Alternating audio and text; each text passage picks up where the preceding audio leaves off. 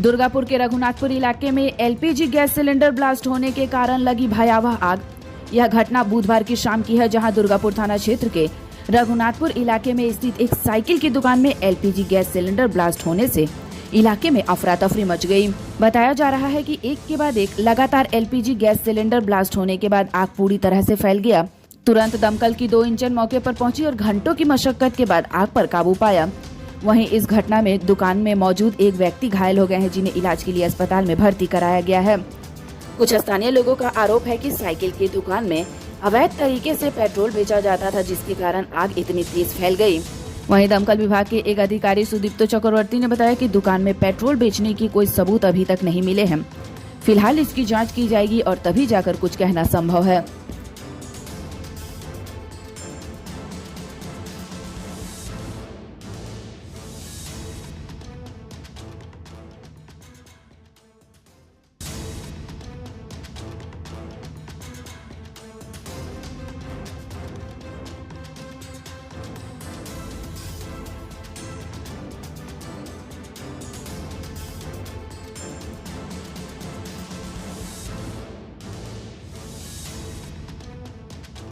আগুন লেগে গেছে একটু জোরে।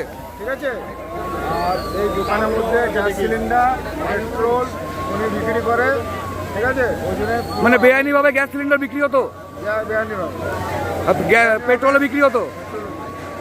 পেট্রোলটাও নিয়ে আসতো, এখানে বিক্রি করতো। আচ্ছা, ঠিক আছে।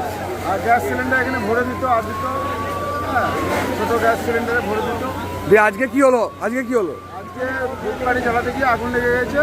হ্যাঁ, যার দোকান তারও গায়ে আগুন লেগে গেছে, তাকে হসপিটাল পাঠানো হয়েছে। সিলিন্ডার আছে দাদা। হ্যাঁ, দিয়ে আজকে এখন দমকল এসছে। এখন দমকল এসছে, আগুন নেভানো হচ্ছে। কি নাম আপনার? আমার নাম স্বপন সেন। কি দেখলেন এসে?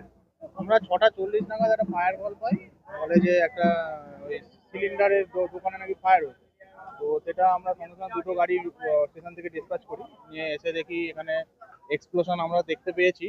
সিলিন্ডার মনে হয় রিফিলিং করতে এসে যেটুকুনি দেখা, মানে এ করার পর দেখা যাচ্ছে সিলিন্ডার রিফিলিং করতো, আর যেটা ছোটো ছোটো সিলিন্ডারগুলো।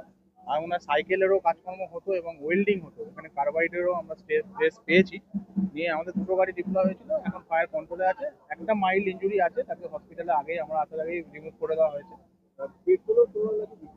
পেট্রোলের কোনো ট্রেস আমরা সেরকমভাবে পাইনি, হয়তো আমরা আসার আগে জ্বলে যেতে পারে সেটা, তো সেটা বলতে পারবো না। ম্যাটার অফ ইনভেস্টিগেট করে পুলিশ দেখবে, আমরা দেখবো। এগুলো সবই মানে আমাদের ইনভেস্টিগেট করে দেখতে হবে, এখন তো কিছু প্রাইমারিলি কিছু বলা যায় না।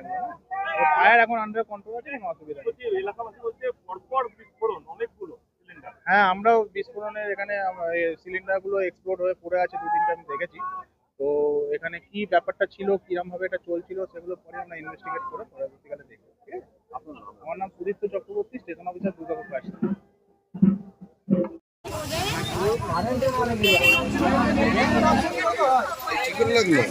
ওই যে চন্দনের গ্যাস পড়ে না, ওর দোকানে পাশের দোকানে ধরে গেল আগুন, পাশের দুটো দোকানে লেগে গেছে।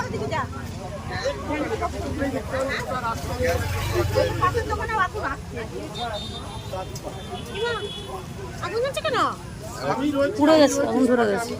গ্যাসে বলছে লেগে গেছে নাকি? এই আমরা দিলাম, এখানকার লোক দেয়নি। গ্যাস সিলিন্ডার বাস হচ্ছে, অনেকক্ষণ ধরে বাস্ট হচ্ছে, তো বিশাল জোরে জোরে ফাটছে, দাম দাম করে।